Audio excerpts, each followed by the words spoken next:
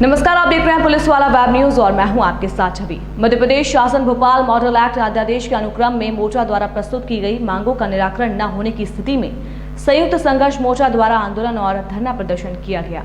करहिया मंडी में संयुक्त संघर्ष मोर्चा द्वारा धरना एवं आंदोलन करते हुए कहा कि संदर्भित पत्र के माध्यम से संयुक्त संघर्ष मोर्चा द्वारा मई 2020 से दिनांक 24 अगस्त 2020 तक विभिन्न पत्रों के माध्यम से अपनी मांगे प्रस्तुत की गई, जिसका निराकरण आज दिनांक तक नहीं किया गया। माननीय की अध्यक्षता में दिनांक 26 अगस्त 2020 को मंडी अधिनियम मॉडल एक्ट अध्यादेश के संबंध में विभागीय अधिकारियों के साथ प्रस्तुत किए गए एक पक्षीय दस्तावेज के आधार पर चर्चा की गई, जिसका प्रारंभिक प्रारूप जनसंपर्क के माध्यम से संज्ञान में आया कि मंडी समिति एवं मंडी बोर्ड के अंतर्गत वर्तमान में कृषि उपज मंडी अधिनियम 1972 प्रावधानित है, जिसके अंतर्गत प्रदेश के कृषक, व्यापारी, हम्माल, तुलावटी एवं मंडी कर्मचारी, बोर्ड कर्मचारी के द्वारा अधिनियम के अंतर्गत कृषि उपज एवं फल, सब्जी, वनोपज इत्यादि का क्रय विक्रय सुचारू रूप से संचालित किया जा रहा है। भारत सरकार के अध्यादेश दिनांक 5 जून 2020 में वनोपज अध्यादेश का हिस्सा नहीं है। इस संबंध में उच्च न्यायालय छत्तीसगढ़ में दायर याचिका के संदर्भ में भारत सरकार द्वारा अभिलिखित किया गया है। प्रस्तावित मॉडल एक्ट में मंडी प्रांगण को सीमित किया जाकर मंडी डीम्ड वो भी मंडी प्रांगण में रखा गया, किंतु नियमन व्यवस्था संचालक कृषि विपणन के अधीन रखा गया। अगर हमारी मांगे पूरी नहीं होती तो हम आंदोलन धरना जारी रखेंगे। मंडी में धरना प्रदर्शन चल रहा है, क्या मांग है? हमारा आज का धरना प्रदर्शन मंडी कर्मचारियों का है। ये सरकार के वादा खिलाफी के विरुद्ध है।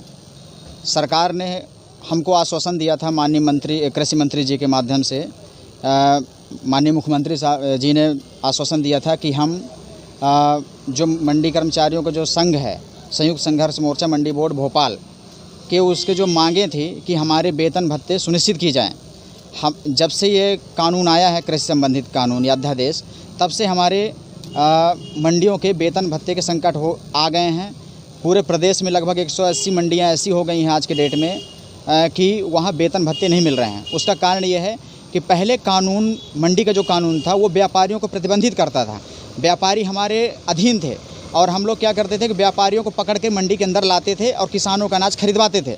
अब किसान का अनाज तो आ जाता है मंडी के अंदर, लेकिन अब हम किसी व्यापारी को पकड़ नहीं सकते हैं, किसी व्यापारी को टच नहीं कर सकते हैं कि आप आकर के किसान का अनाज खरीदिए।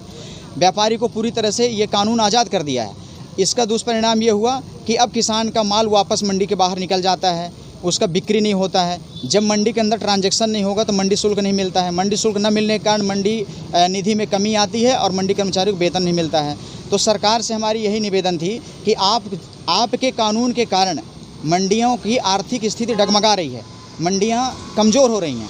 तो आप ऐसा करिए कि हमारा जो है वेतन भत्ते शासन स्तर से घोषित करिए कि वेतन भत्ते सरकार दे हमको।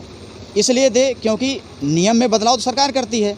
ये हमारे कर्मों के कारण नहीं बिगड़ रही है, स्थिति बिगड़ रही है सरकार के गलत नीतियों के कारण। तो उसकी भरपाई सरकार से होना चाहिए। यही हमारे संयुक्त संघर्ष मोर्चा का मांग था कि आप हमारी वेतन भत्ते सुनिश्चित करिए।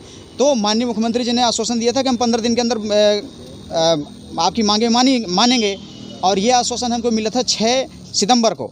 15 दिन पूरे हो चुके और अभी तक माननीय मुख्यमंत्री जी ने हमारे संयुक्त मोर्चा के पदाधिकारियों को मुलाकात तक का टाइम नहीं दिया। किसी प्रकार की इस संबंध में कार्रवाई नहीं हुई, न कहीं कोई लिखा पढ़ी हुई, कुछ भी नहीं हुआ शासन की तरफ से।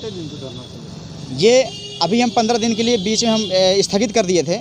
अब चूँकि सरकार से कहीं भी किसी भी प्रकार का कोई संरक्षण नहीं मिल रहा है इस मामले में, वेतन भत्तों के मामले में, इसलिए हम अपना जो स्थगित प्रोग्राम था उसको फिर से जो है आंदोलन चालू कर रहे हैं कि अब ये आंदोलन तब तक नहीं रुकेगा जब तक हमारे वेतन भत्तों की सुनिश्चितता नहीं हो जाएगी। मेरा नाम राजेंद्र कुमार चौधरी है। मैं संभागीय सचिव हूँ संयुक्त संघर्ष मोर्चा मंडी बोर्ड भोपाल का।